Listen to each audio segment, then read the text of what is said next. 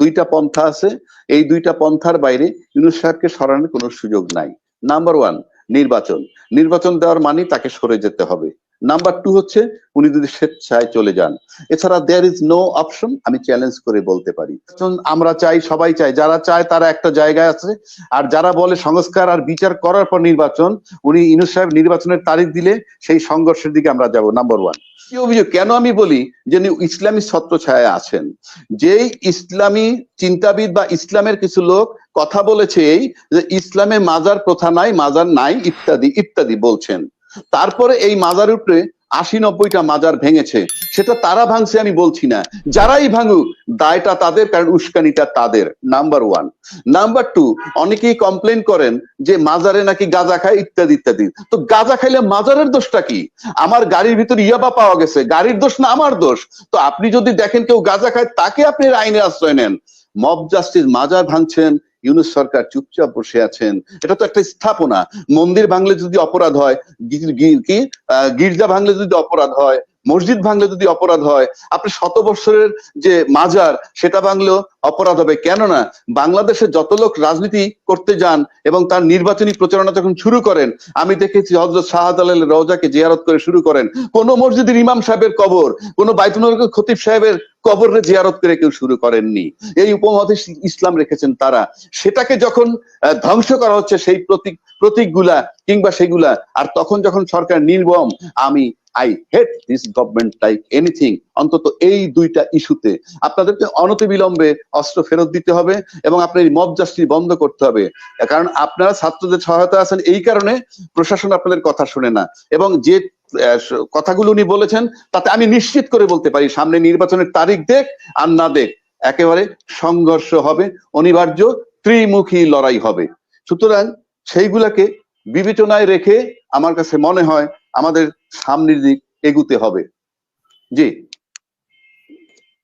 আমি আরেকটা কথা বলি, এটা বলে ছেড়ে দিচ্ছি, যে আমরা বলি যে প্রশাসন ইউনূস সাহেবকে কোঅপারেট করতেছে না।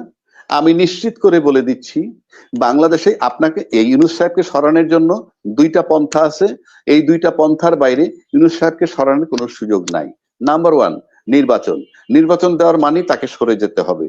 নাম্বার টু হচ্ছে উনি যদি স্বেচ্ছায় চলে যান, এছাড়া দেয়ার ইজ নো অপশন। আমি চ্যালেঞ্জ করে বলতে পারি।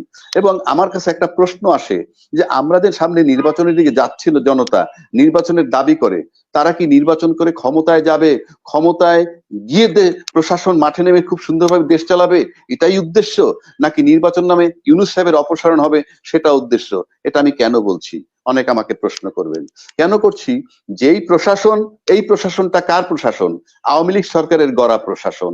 সরকারটা কার? এন্টি আওয়ামী লীগ গভর্নমেন্ট, পতিত সরকার। যারা পরাজিত হয়েছে তাদের বিরুদ্ধে শক্তি ক্ষমতায়। সুতরাং খুব ন্যাচারাল যে এই সরকারকে এই প্রশাসন কোঅপারেট করবে না।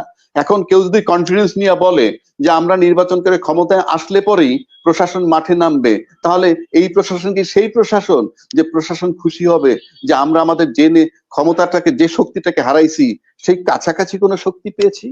নয়তো প্রশাসনের যে রুটিন কাজ সেগুলা তারা করবে না কেন? আমি কি কমান্ড দিলাম আপনি নাই শুনেন, যে শেখ হাসিনা বলছিল ওকে ধরে এনে বেঁধে রাখো, এটা না হয় আপনি নাই শুনবেন, কিন্তু আপনার রুটিন কাজ, আপনার প্রাতিষ্ঠানিক কাজ আপনি কেন করছেন না? কালকে যদি রশিদ ভাই, আমাদের এই আইনজীবী, উনি যদি টেক ওভার করেন আর এই প্রশাসনগুলা সব মাঠে নেমে কাজ করে ওনার পক্ষে, তাহলে কি ধরে নিব যে রশিদ ভাই সেই পরাজিত শক্তির পক্ষের লোক, তাই প্রশাসন তাকে কোঅপারেট করছে? এটা আমার প্রশ্ন। উনি কিছু কথা বলেছেন এবং উনি যে কথাটা বলেছেন সেটা হলো এই যে প্রশাসনকে কিভাবে, কোথায় কি করলে প্রশাসন মাঠে নামে সেটা ভাই জানেন। আমি একটা সাধারণ লোক হিসেবে বলবো, ইউনূস সাহেব যদি আরো 7 দিনও থাকে, ফর্মুলাটা দিয়ে দেন, কারণ আমাদের সিকিউরিটি দরকার, যাতে আমরা ওই 7 দিন ভালো থাকি, তাহলে অন্তত আইন প্রয়োগকারী সংস্থা মাঠে যেতে কাজ করে। 2, ইউনূস সাহেব যদি, যেহেতু নির্বাচনের কথা আসছে, নির্বাচন দিতে বাধ্য। ইউনূস সাহেব অনন্তকাল থাকার কোনো অধিকার নাই, তাকে সময়ের ব্যবধানে চলে যেতেই হবে।